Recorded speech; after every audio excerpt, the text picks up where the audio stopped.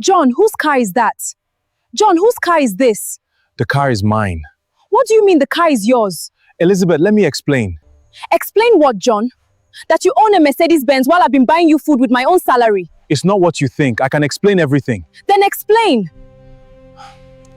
My name is John, and by the time I turned 32, I had everything a man could want. I was the youngest bank manager in the city. I drove a black Mercedes-Benz that turned heads on every street. I owned a duplex with marble floors so shiny I could see my own tired face in them. But at night, when the house was quiet and the lights were off, I lay awake asking myself one question. Will any woman ever love me for me or only for my money? That question followed me everywhere. It sat with me at work, it walked with me to church on Sundays, it even haunted my dreams. My mother, Dorcas, never let a week pass without reminding me that I was still single. "John, when will you bring a wife home?" she asked one Sunday afternoon, stirring her soup with more force than the yam required. "I am not getting younger, my son. I want to carry my grandchildren before I die." "Mama, it's not that simple," I said, sitting across from her at the small wooden table she refused to replace, even though I had offered her to buy a new one many times. Her hands stopped staring. She looked at me with soft, sad eyes. "Not every woman is like Angela," she said quietly.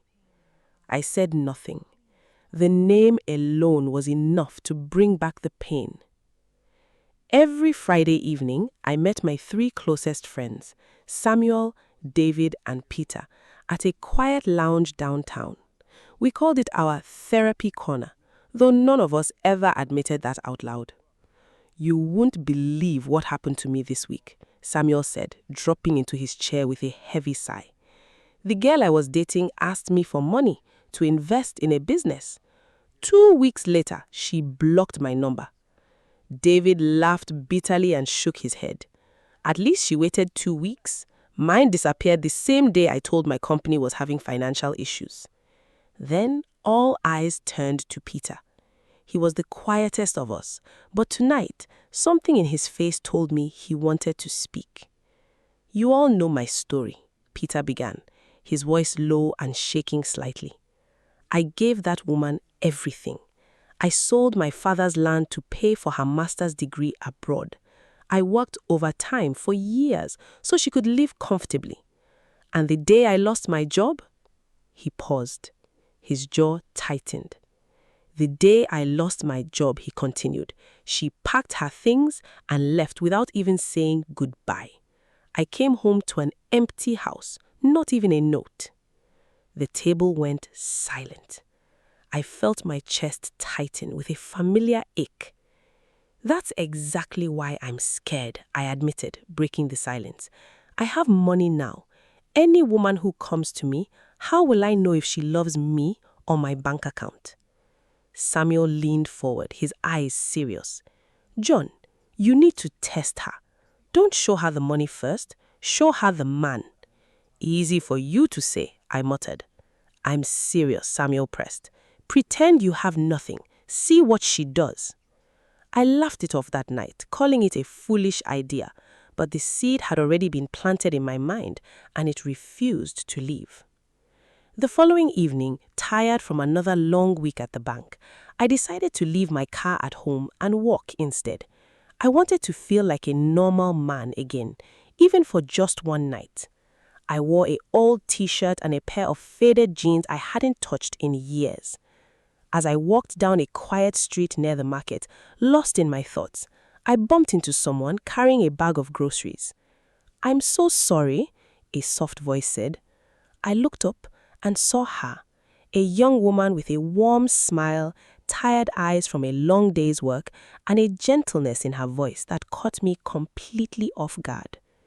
"No, it was my fault," I said quickly, bending down to help her pick up the tomatoes that had rolled onto the ground. I wasn't watching where I was going. "Thank you," she said, taking the bag from my hands. "I'm Elizabeth." "John," I replied, extending my hand. Something about the way she looked at me felt different. There was no glimmer of interest in my clothes, no scanning of my wrist for a watch, no calculating look in her eyes. She just smiled, genuinely, like I was any ordinary man on the street. "Do you live around here?" she asked. Before I could stop myself, words I never planned to say came out of my mouth. "Yes," I lied. "Not too far from here." That single lie was the beginning of everything. I didn't know it then, but I had just opened a door I could never fully close again. As I watched Elizabeth walk away that evening, my heart pounded with something I hadn't felt in years. Hope mixed with fear. Could she be the one, or was I about to make the biggest mistake of my life? I couldn't sleep that night. Elizabeth's smile kept replaying in my mind like a song stuck on repeat. The next morning, I went to the office, but my mind was elsewhere. My secretary noticed. "Sir, are you all right? You've read that same document 3 times, she said, laughing softly. "I'm fine," I said, though I wasn't sure that was true. That weekend, I told my friends everything. "You did what?" David asked, nearly spitting out his drink. "You told her you're poor?" "I didn't plan it," I said, rubbing my temples. "It just came out." Peter, who rarely smiled these days, actually chuckled. "John, this is either the smartest thing you've ever done or the most foolish." "Maybe both," Samuel added. I decided to see Elizabeth again. I found her at the same market, and this time we talked longer. She told me she worked as a secretary in a small trading company. She told me about her dreams to one day own a small shop of her own, to take care of her aging parents in the village, to marry a man who would respect her. "What about you?" she asked. "What do you do?" My heart raced. This was the moment to tell the truth. Instead, I said, "I used to have a good job, but I lost it a few months ago. I'm trying to rebuild." Her face didn't change into pity or disappointment. Instead, she nodded slowly and said something that stayed with me for days. "Losing a job isn't the end of a man, John. It's just a season. What matters is what's in here," she said, tapping her chest gently. I froze. No woman had ever said such words to me before. All my life, women had asked about my car, my house, my position at the bank. Elizabeth asked about my heart. Over the following weeks, we met often. I stopped wearing my expensive watch. I stopped driving to our meeting spots. I even began speaking differently, careful never to slip and mention anything about my real life. But my lie needed a stronger foundation. If Elizabeth ever asked to see where I lived, my expensive duplex would destroy everything. So I did something reckless. I found an old mud house on the outskirts of town, owned by a distant relative of mine who had long moved away. I paid to have it cleaned and furnished with simple, humble furniture. A small wooden bed, a worn-out table, mismatched chairs. I made sure nothing inside looked like money had touched it. The first time I brought Elizabeth there, my hands were shaking. "This is your home?" she asked, looking around the small room. "Yes," I said, my voice barely steady. "It's not much, but it's what I have right now." I expected her to make an excuse to leave. Instead, she walked further inside, touched the old table, and smiled. "It's cozy," she said. "You've kept it clean. That says a lot about you." Tears almost filled my eyes, but I held them back. Over the next few months, Elizabeth visited that house often. She would bring food she had cooked herself. She would sit with me on the old wooden bench outside, talking about our future as if my poverty was nothing to fear. One evening, she surprised me completely. "John, I saved some money from my salary." She pulled out a small envelope. "I want you to use it to start something small, a little business, anything." I stared at the envelope, my chest tightening with guilt and disbelief. "Elizabeth, I can't take this," I said, pushing it back gently. "Please," she insisted, her eyes pleading. "I believe in you. Everyone deserves someone who believes in them even when things are hard." I took the envelope that night, but I never spent a single coin from it. Instead, I kept it locked away, a painful reminder of just how deep her love had grown and just how deep my lie had become. When I told my friends what happened, the table went completely silent. "She gave you money?" Samuel finally asked. disbelief written all over his face. A woman who thinks you're poor gave her your own money? I've never seen anything like this, David admitted, shaking his head slowly. Even Peter, still healing from his own heartbreak, looked at me with something close to hope in his eyes. Maybe, he said quietly, not every woman is the same. But while my confidence in Elizabeth grew stronger every day, I had no idea about the storm that was brewing in her own world. Her friends had begun to notice how much time she spent with a man they believed had nothing to offer her, and they were not going to stay silent about it. Elizabeth, are you mad? Her friend Grace asked one afternoon during their lunch break. You're spending all your free time with a poor man when there are wealthy men lining up for you? Elizabeth later told me about this conversation, word for word, her voice trembling with frustration as she repeated it. He's not just a poor man, Grace, Elizabeth had replied firmly. He's kind, he's honest, he respects me. Respect doesn't pay rent, she snapped back. Love doesn't buy groceries. Another friend, Ngozi, joined the conversation, shaking her head. I have a cousin who's a successful contractor. He's been asking about you. Why are you wasting your youth on someone who has nothing? Elizabeth told me she stood up from the table that day, her voice steady despite the pressure closing in around her. I don't need a rich man. I need a real one. Her friends laughed, not cruelly, but with the kind of disbelief that stings more than mockery. You'll regret this one day, Grace warned. But Elizabeth didn't listen. Instead, she came to see me that same evening, her eyes tired but her spirit unshaken. They don't understand, she said, sitting beside me on the old wooden bench outside the mud house. They think happiness only comes with money. And what do you think? I asked, carefully, watching her face for any sign of doubt. She turned to look at me, her eyes soft but certain. Money can disappear overnight, John, but love, real love, stays. Her words hit me hard.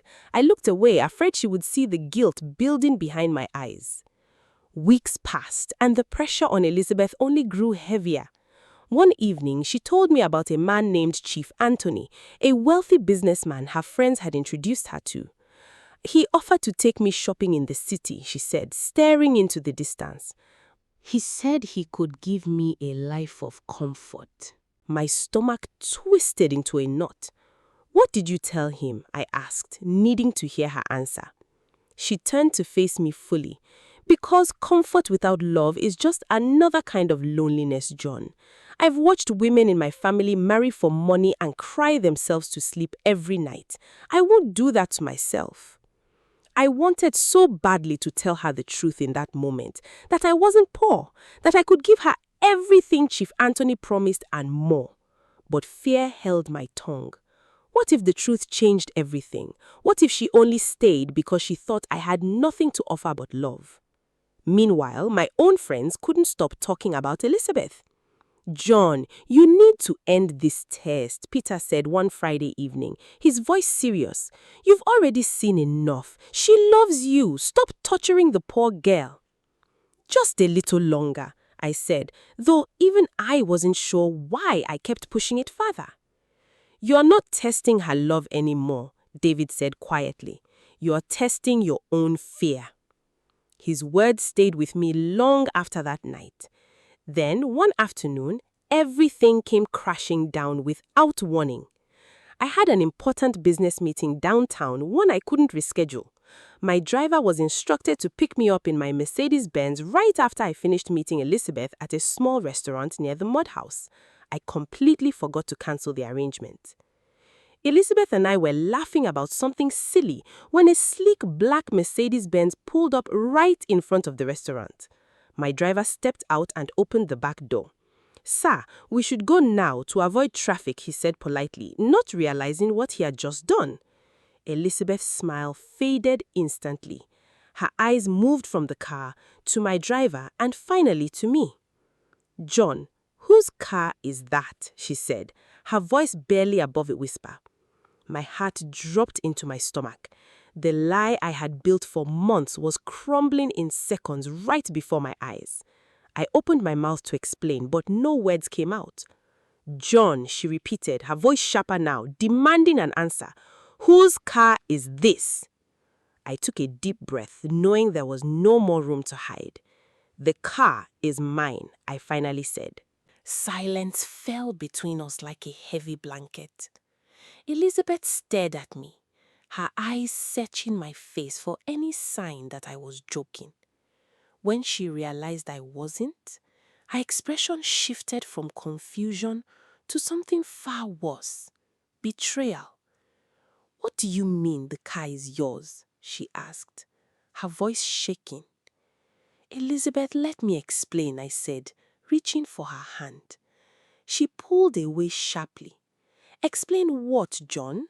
That you own a Mercedes-Benz while I've been buying you food with my own salary? That you let me give you money I worked hard for while you own things I will never afford in my lifetime? It's not what you think, I said, my voice desperate. I can explain everything. Then explain, she shouted, tears already forming in her eyes.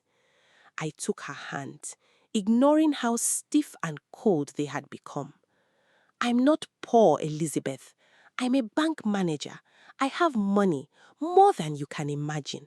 The mud house, the story about losing my job, none of it was true. Her face went pale. She yanked her hands away from mine as if my touch had burned her. You lied to me, she whispered, the words trembling out of her mouth. For months, you let me believe you are struggling. You let me feel sorry for you. You let me give you my hard-earned savings. I wanted to know if you loved me for who I was, not for my money. My friends warned me. I've been hurt before, Elizabeth. I just wanted to be sure. So you used me, she said, her voice cracking, as an experiment? No, it wasn't like that. Stop the car, she suddenly said, turning toward my driver. Please, stop the car right now. We were already moving, but my driver quickly pulled over. Elizabeth pushed the door open before the car had even fully stopped. Elizabeth, wait, I called after her, stepping out of the car. She spun around, tears streaming freely down her face now. You made me feel guilty for not being able to give you enough, John. Do you understand that? I sacrificed things for you, thinking you needed it. And this whole time, you had everything. I'm sorry, I said, my own voice breaking. I never meant to hurt you. But you did. You hurt me in the worst way possible. Not because you are rich, John. I don't care about the money. I care that the man I trusted, the man I was ready to build a life with, has been lying to me since the very first day we met. She turned and walked away, her steps quick and determined, refusing to look back even once. Elizabeth, I shouted after her, but she didn't stop. That night, I called her phone more times than I could count. Every call went straight to voicemail. I sent messages apologizing, explaining, begging her to give me a chance to make things right. Nothing came back. Days turned into a painful silence. I went to the market where we first met, hoping to see her, but she was nowhere to be found. I even visited her workplace, but her colleagues told me she had requested time off. My friend noticed how much I had changed. You look terrible, Samuel said one evening, studying my tired face. I destroyed the one good thing that ever happened to me, I admitted quietly. I was so afraid of being loved for my money that I lost the only woman who truly loved me for nothing at all. Peter placed a hand on my shoulder. Maybe it's not too late, John. Maybe she just needs time. But as each day passed without a single word from Elizabeth, my hope began to fade into fear. I had spent years protecting my heart from women who only wanted my wealth. In the end, I had built walls so high that I nearly lost the one woman who never cared about it at all. 2 weeks passed, and still, Nothing from Elizabeth. I threw myself into work, staying late at the bank just to keep my mind occupied. But even numbers and reports couldn't silence the ache in my chest. Meanwhile, Elizabeth wasn't doing any better, though I had no way of knowing it at the time. Her best friend, Ngozi, the very same friend who had once mocked her for staying with a poor man, became her only comfort during those difficult days. "You look like you haven't slept in days," Ngozi said one evening, sitting beside Elizabeth on her small bed. "I haven't," Elizabeth admitted, staring blankly at the ceiling. How could I not see it? How could I not know? "Because he hid it well," Ngozi said gently. "That's not your fault." "I gave him my savings, Ngozi. I gave him things I couldn't afford to lose because I thought he needed it more than I did." Ngozi took her hand. "Elizabeth, listen to me carefully. A relationship built on lies, no matter how good the intentions were, can be very hard to survive. You have every right to walk away and never look back." Elizabeth nodded slowly, but deep inside, something wouldn't let her fully agree. "But Ngozi," she whispered, "I still love him. Even after everything, I still love him." "Love isn't always enough," Ngozi reminded her softly. "Sometimes trust matters just as much." That night, Elizabeth cried herself to sleep, torn between the anger of being deceived and the love she couldn't seem to let go of. Back on my end, I had almost given up hope. My mother noticed the change in me immediately. "John, you've been quiet for weeks," she said one Sunday afternoon, watching me push food around my plate without eating. "What happened?" I finally told her everything. The lie, the mud house, the money Elizabeth had given me, and the devastating moment the truth came out. My mother listened without interrupting, her face growing more serious with every word. When she finished, she shook her head slowly. "John, my son, you did a very foolish thing. You tested a good woman's heart because of the pain other women caused you. That is not fair to her." "I know, Mama," I said, my voice heavy with regret. "I just don't know how to fix it." "Have you truly apologized? Not just with words, but with actions. Have you shown her that you understand the pain you caused?" Her question stayed with me for days. Finally, after nearly 3 weeks of silence, I decided to try one last time. I wrote Elizabeth a long letter, pouring out everything in my heart, my fears, my past heartbreaks, the reason behind my foolish test, and how deeply sorry I was for hurting her. I asked my driver to deliver it to her house personally, along with the envelope of money she had given me, untouched. 3 days passed with no response. Then, on the 4th day, my phone rang. It was a number I didn't recognize. "Hello," I answered, my heart pounding. "Elizabeth." "Ah, John," came the familiar voice, soft and hesitant. "It's Elizabeth." I nearly dropped the phone. "Elizabeth," I breathed. "You called." "I read your letter," she said quietly. "I've been thinking about everything." "Elizabeth, John," she interrupted gently. "Meet me at Golden Spoon Eatery tomorrow evening. We need to talk, face to face." Before I could respond, she ended the call, leaving me staring at my phone with a mixture of fear and fragile hope. I barely slept that night. Tomorrow would decide everything. Whether the biggest lie of my life had destroyed my chance at real love forever, or whether there was still a path back to the woman who had shown me what true love actually looked like. The next evening, I arrived at Golden Spoon Eatery nearly 30 minutes early. My hands wouldn't stop shaking as I waited at a corner table, watching the door with every passing second. When Elizabeth finally walked in, my heart nearly stopped. She looked tired but composed, dressed simply as always, with no trace of anger on her face, only quiet determination.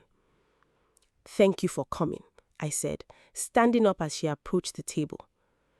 "I said I would," she replied, sitting down across from me. For a moment, neither of us spoke. The silence between us felt heavier than any words could have been. "Elizabeth, before you say anything," I began, "I need you to understand why I did what I did. It's not an excuse. It's just the truth." She folded her hands on the table and nodded slowly. "I'm listening." I took a deep breath and began telling her everything, things I had never shared with anyone outside my closest friends. 5 years ago, I was engaged to a woman named Angela.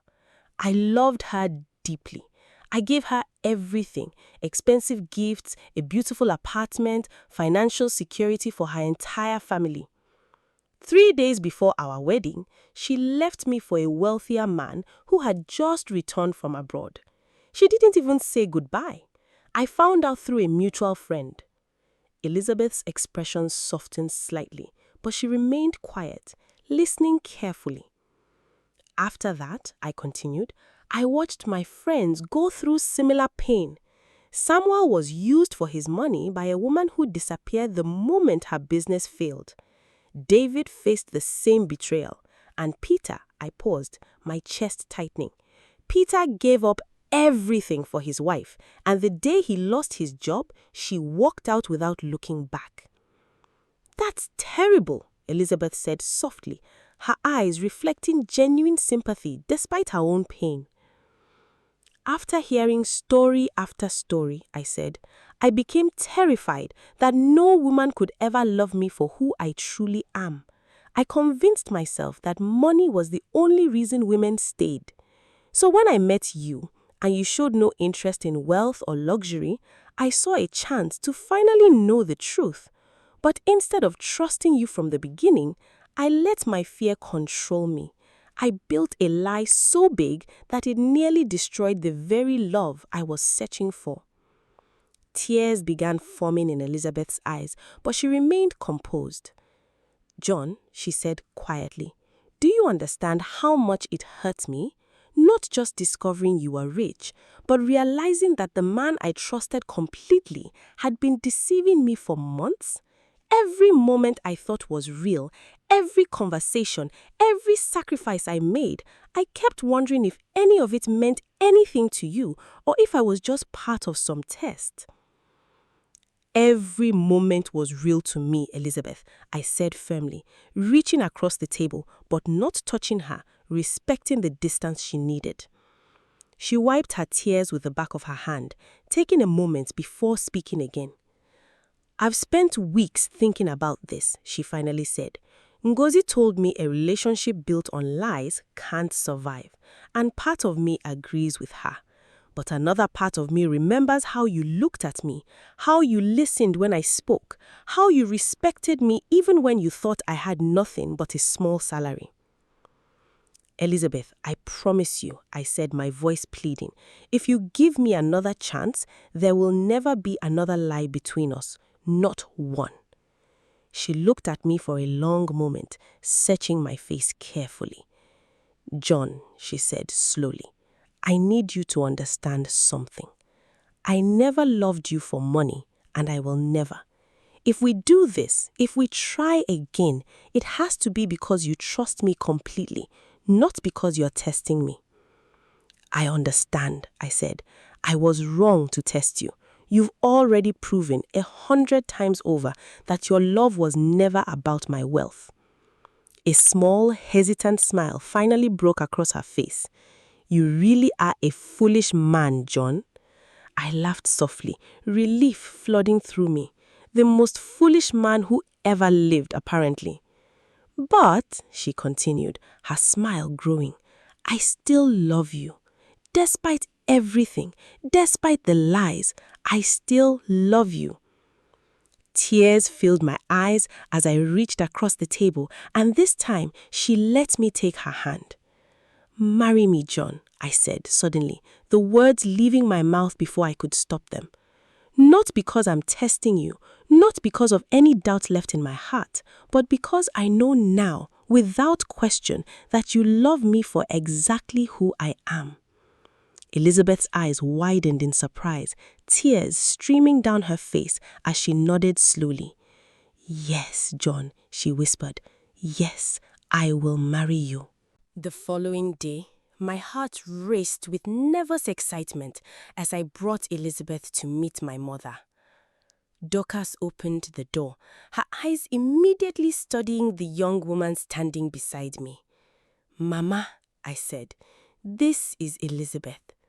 My mother's face broke into the warmest smile I had seen in years. So this is the woman who taught my son the true meaning of love. Elizabeth blushed, glancing nervously at me before turning back to my mother. It's an honor to meet you, Ma. My mother pulled Elizabeth into a tight embrace. Welcome to our family, my daughter. That afternoon, sitting together in my mother's small living room, I told her everything. The lie, the mud house, the pain it caused, and how Elizabeth had ultimately chosen forgiveness over resentment. My mother listened carefully, occasionally shaking her head at my foolishness, but her eyes never left Elizabeth's face, watching the genuine love and patience radiating from her. John, my mother finally said, turning to me with tears in her eyes, this is the woman I've been praying for. Don't ever let fear make you doubt her again. I won't, Mama, I promised. Never again. With my mother's blessing, we began planning our wedding almost immediately. Elizabeth insisted on a simple ceremony, despite my desire to give her the grandest wedding the city had ever seen. John, she said, laughing as I showed her extravagant wedding venues, I don't need any of this. I just need you, standing beside me, saying your vows honestly. We compromised.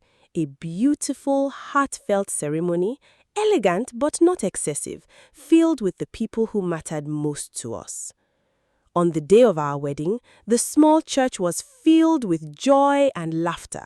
My friends, Samuel, David, and Peter, sat in the front row, each of them smiling, despite their own past heartbreaks, genuinely happy to witness something they had once believed impossible.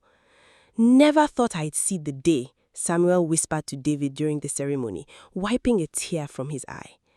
Even Peter, who had suffered the deepest betrayal among us, stood and clapped enthusiastically as Elizabeth walked down the aisle, radiant in a simple white gown that suited her perfectly. My mother sat in the front, tears of joy streaming down her face as she watched her son finally find the peace he had been searching for all these years. As I stood at the altar, watching Elizabeth walk toward me, I felt every ounce of my old fear disappear completely. This woman had given me something no amount of money could ever buy. Genuine, unconditional love. I, John, take you, Elizabeth, to be my wife, I said, my voice steady and full of certainty. Not because of what you can give me, but because of who you are.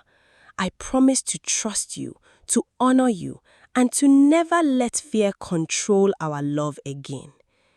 Tears filled Elizabeth's eyes as she repeated her own vows, her voice trembling with emotion.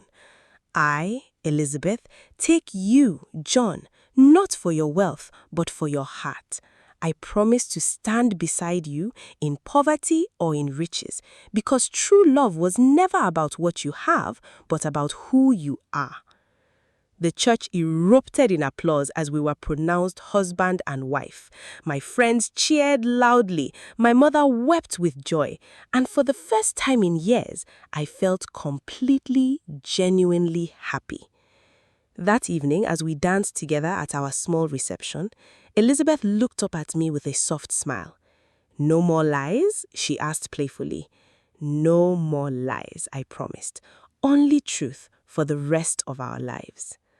As I held my wife close that night, I finally understood something my mother had tried to teach me for years. True love isn't about testing people to prove their loyalty.